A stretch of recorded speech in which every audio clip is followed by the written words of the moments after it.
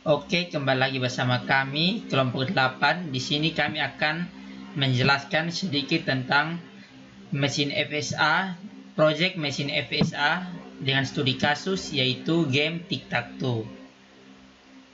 Game tic-tac-toe adalah permainan kertas dan pensil untuk dua pemain dengan simbol, yaitu pemain pertama kita simbolkan dengan O atau lingkaran, dan pemain kedua kita simbolkan dengan X yang bergiliran menandai ruang dalam kotak atau matriks berukuran 3x3. Pemain yang berhasil menempatkan 3 simbol secara garis lurus dalam bentuk horizontal, vertikal, atau diagonal, ia akan keluar sebagai pemenangnya. Pada proses pemain, tiap langkah dari tiap pemain nantinya akan diberikan nilai atau poin. Model studi kasus dalam simbol, untuk simbol O atau lingkaran itu untuk pemain pertama dan simbol X untuk pemain kedua. Lalu simbol atau abjad A, B, C, D, E, F, G, H, dan juga I. Ada 9 abjad di sini. Ia akan disimbolkan dengan kolom kosong karena kita gunakan matriks 3x3 dengan 9 kolom. Jadi di sini abjadnya sampai dengan I. Berikut proses diagram state-nya di sini dalam bentuk flowchart.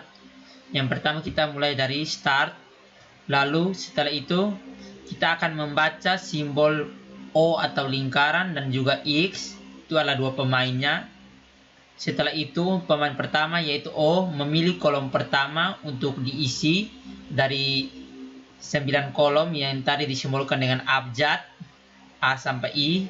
Setelah pemain pertama lalu bergiliran lagi yaitu pemain kedua yaitu dengan simbol X yang memilih, terus menerus. Jika belum membentuk satu garis lurus, maka akan terus berulang sampai salah satu pemain antara pemain 1 dan pemain 2 menarik garis lurus dan terhubung garisnya. Maka dari itu permainannya akan diselesaikan dan pemain yang mencapai garis lurus akan keluar sebagai pemenangnya. Deskripsi mesin. Untuk memainkan game tic-tac-toe dapat dideskripsikan mesin FSA sebagai berikut. Di sini key adalah untuk dua pemain yaitu O dan X. Lalu sigma di sini untuk kolom yaitu A, B, C, D, E, F, G, H, dan juga I. Lalu keadaan awal atau start state. Pemain baru menentukan kolom yang diisi dengan simbol 0,0,0,0, yaitu adalah keadaan awal. Lalu mencapai keadaan tujuan atau targetnya goal stage. Salah satu pemain sudah berhasil membuat sebuah garis baik itu vertikal, horizontal, atau diagonal, yaitu 1,1,1,1. Cara bermain di sini yang pertama dalam matriks atau picture box yang terdeteksi oleh gerakan jari sebagai pointer dalam game. Tempat pin untuk mengambil pin X atau pin 0 yaitu dua pemain. Game board yang meletakkan pin X dan pin 0 telah diambil oleh user sebagai action untuk dianggap sebagai sebuah langkah pada game. Lalu posisi koordinat X dan Y, nilai radius, dan tombol untuk menghentikan, lalu label untuk memulai game. Ini jika secara digital atau elektronik. Sudah. Oke, selanjutnya prediksi posisi kemenangan. Komputer akan menjadi pemain melawan pemain manusia, sehingga komputer harus diberi kecerdasan. Komputer akan mencari beberapa langkah-langkah ke depan yang terbaik untuk memilih nilai atau poin yang tertinggi. Di sini bisa taruh pada bagian kolom mana saja. Lalu berikutnya ini ada tabel fungsi transisi. Di tabel fungsi transisi X-nya bisa ditaruh pada kolom pertama, kolom semua kolom sampai dengan X-nya mendapatkan hasil. Oke, lalu di sini ada graf mesin FSA. Di sini ada 4 pilihan, tapi di sini ada 2 saja. Tapi di sini dia bisa sampai 4 pilihan. Ada pilihan yang pertama, dia di bagian tengah sampai mendapatkan hasil.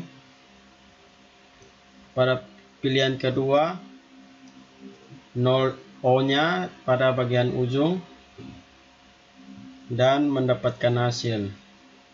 Lalu graf mesin FSA, di sini diagram pohon diagramnya seperti ini, 6 menuju ke 6 dan 6 menuju ke 3, lalu 6 menuju ke 7, 6 menuju ke 6 dan 6 menuju ke 8. Pada bagian 3, 3 menuju ke 3 dan 3 menuju ke 6. Di sini pada bagian 6, 6 menuju ke 2, ke 6 dan 6 menuju ke 2 dan 2 menuju ke 2. Lalu di sini ada 3, 3 menuju ke 3 dan 3 menuju ke 1.